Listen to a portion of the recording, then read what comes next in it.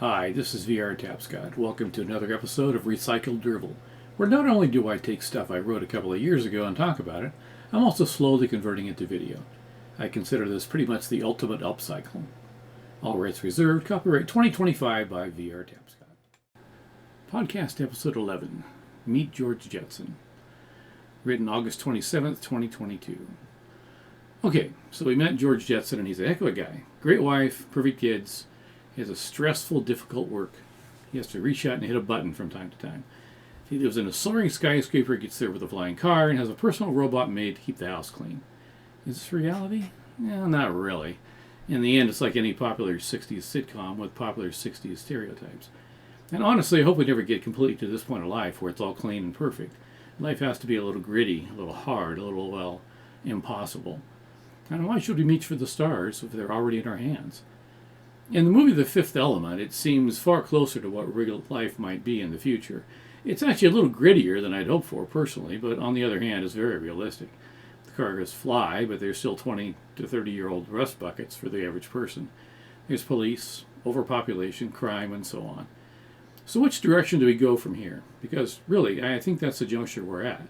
Are we going to strive for George Jetson's future with a clean, green, and stress-free lives?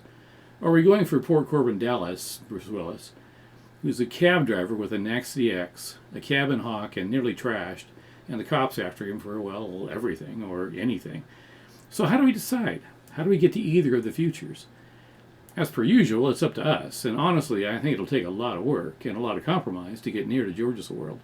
I'm not even sure it can be done, really, because in the end, humans are a contentious lot. No one really wants to give up what they have. I think it would take a lot of sacrifice for us to get to the point where we all live happily ever after. Sadly, if we don't make decisions, we'll almost surely wind up in Corbin's world. It's the most realistic one. It's the one where everyone continues to go pretty much how they are now. Keep believing the leaders who seem to be in it for the people, but are really in it for themselves. And you can't tell this by how long after the election they make any effort at all to keep those promises that blow in the wind so easily. So my suggestion? Start doing it yourself. Start putting in the time and effort to run for office. Start with the little political offices in your town or county. Most of the time these positions run unopposed or with only a couple of half-hearted opponents. Water Commission, Sewer Commission, Fire Commission. Sadly, it takes time. It takes lots of time. And most of us don't really have that much time. Although I have to say that the time I waste scrolling through basically nonsense on Facebook could probably be put into a nice little campaign to win something like City Council. And in the end, people who have the real power are the ones who are closest to the people. Those are the ones that can make true change that gets echoed up the line. With patience and time, we can have something like George Jetson's world, but scrolling after page of Facebook probably puts us in the fifth element. Still a flying car, after all, even if it is a 20-year-old bucket of rust flying car.